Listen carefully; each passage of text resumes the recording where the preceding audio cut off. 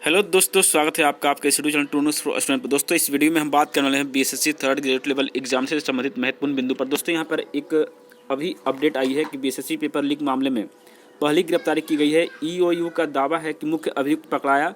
छात्र नेता बोले बिहार के पेपर बाहरी एजेंसी ही क्यों छापते हैं। ठीक है, ये बहुत अच्छा सवाल था इनका। और देखिए, बाहरी एजेंसी जब छापते हैं तो भाई वहाँ से यहाँ आने में आखिर बीच में कहाँ गड़बड़ होती है, सबसे बड़ा सवाल यहीं पर होता है। दोस्तों बात करें अगले अपडेट के, तो Bihar staff selection commission BSSC के पेपर लीक मामले में आर्थिक अपराध इकाई यानी कि ईओयू ने पहली गिरफ्तारी की है। आर्थिक अपराध इकाई ने मुख्य अभियुक्त को पकड़ लेने का दावा किया है। इससे पहले शुक्रवार की देर रात ईओयू ने एफआईआर दर्ज किया था। वहीं से स्पेशल टीम ने 2 जगहों पर छापेमारी भी की थी। सूत्रों के अनुसार इस केस को आर्थिक अपराध इकाई ने एग्जाम के सटीक मजिस्ट्रेट के बयान पर दर्ज किया है। आपको बता दें दोस्तों कि बीएसएससी का एग्जाम शुक्रवार को 2 पाली में हुई थी। पहली पाली 10:15 में शुरू हुई थी, जिसके दोपहर 12:15 तक एग्जाम चलना था, लेकिन एग्जाम शुरू होने के महज 45 मिनट के अंदर ही इसका पेपर लीक हो गया। अब देखिए दोस्तों, ये महज 45 मिनट के अंदर आखिर वापस बाहर आया कैसे? इसका मतलब साफ है ये पेपर थोड़ा पहले भी आया होगा। उसके बाद जब एग्जाम स्टार्ट हो गया तो इसको वायरल किया गया कि इससे कोई धांधली की रिपोर्ट ना सामने आए। लेकिन ऐसा हो सकता है दोस्तों कि पेपर बहुत पहले ही वायरल कर दिया गया हो।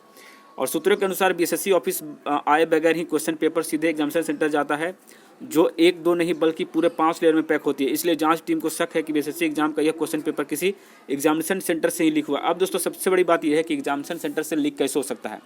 वहाँ पे कई तरह के कड़ी सुरक्षा व्यवस्था रहती है। चाहे आप वीक्षक के द्वारा हो, वीक्षक आपको ले जाने देंगे नहीं बीच में, खास करके एग्जाम के बीच से आपको पेपर ले जा सकते नहीं। अगर लेके भागते भी हैं तो आपको गेट पर कई तरह के पुलिस अधिकारी रहते हैं, स्टाफ रहते हैं, तो वो भी पकड़ सकते हैं आपको। लेकिन ऐसा कुछ नहीं हुआ। इसका मतलब साफ है कि छात्रों के द्वारा नहीं बल्कि ये बड़े अधिकारी के द्वारा ये पेपर लीक सामने किया गया है। ये बात तुम समझ लीजिए, क्योंकि देखिए आपको पता है कि जब गेट में आप जाते हैं तो 4-5 लोग पहले तो आपका चेकिंग करते हैं, फिर दूसरे स्टेप में चेक करते हैं। तो जब निकल रहा था लड़का, मान लीजिए पेपर लेके भाग भी रहा हो, तो उसका चेकिंग तो जरूर हुआ होगा। ऐसा नहीं तो दीवार फांग के बाहर भाग जाएगा। ऐसा कोई भी स्कूल ही नहीं है कि अब दीवार फांग के बाहर भाग सकते हैं। अब सिस्टम बदल चुका है। ठीक है, तो ये सब बहानेबाजी नहीं चलेगी दोस्तों कि कोई स्टूडेंट लेके इसको बाहर किया है। ये बड़े अधिकारी का ही काम है और इस पर आवाज़ उठाना बहुत ही ज़रूरी है। क्योंकि देखिए, मानते हैं आपका एग्जाम अच्छा गया, लेकिन क्या पता कि उस एग्जाम में बड़ी धांधली हो गई हो और सारे के सारे सीट वो धांधली के हवाले चले जाए। देखिए, छात्र नेता दिलीप कुमार ने भास्कर के पास बीएसएससी तृतीय स्नातक परीक्षा के प्रश्न पत्र के पन्ने भी शुक्रवार को पहली शिफ्ट का परीक्षा खत्म होने से पहले ही भेजे थे। भास्कर की खबर को सामने लाया और यह सिद्ध हो गया कि दिलीप के पास जो प्रश्न पत्र है वो परीक्षा में पूछे गए थे। और दोस्तों कई सारे सवाल हैं जो बीएसएससी के द्वारा पूछा गया है, या फिर देख लीजिए दिलीप कुमार से पूछा गया। तो देखिए, पहला सवाल क्या था, क्या आपको बीएसएससी के प्रश्न पत्र कॉपी कहाँ से मिली? तो दिलीप कुमार जी ने जो ये बात की कि हमें व्हाट्सएप पर 10:53 पर ये जो पेपर आई थी और 10 बजे परीक्षा शुरू हुई थी, या परीक्षा 12। देखिए 10:53 की अगर बात करें दोस्तों, तो देखिए एग्जाम हॉल में आप गए होंगे तो आपको 10:0 में आपका जो पेपर स्टार्ट हो गया होगा। ठीक है, और आपका 12:15 तक चला, तो 10:53 में ये बाहर कैसे आ सकता है? ठीक है, इसका मतलब साफ है कि भाई पहले जिनको रटना था, जिनको याद करना था, जिनको पढ़ना था, जिनको आंसर की चाहिए था, वो अपना कर लिए। जब देखिए सब ओवरलोड हो चुका है, आंसर की याद नहीं रहा तो उसको वायरल कर दिया कि पेपर कैंसिल कर दो। यही होता है दोस्तों। देखिए, जैसे कि मान लीजिए जिनको आंसर की याद ही नहीं हो पाया, मान लीजिए 1 घंटे के लिए उसको मिला हो या 10 मिनट के लिए मिला हो, अब वो इतना बोका है कि उसको याद ही नहीं हो पा रहा आंसर की, तो लास्ट में क्या करेगा? वो पेपर वायरल करके अपना काम बना लेगा कि चलो भाई परीक्षा ही कैंसिल करा दो।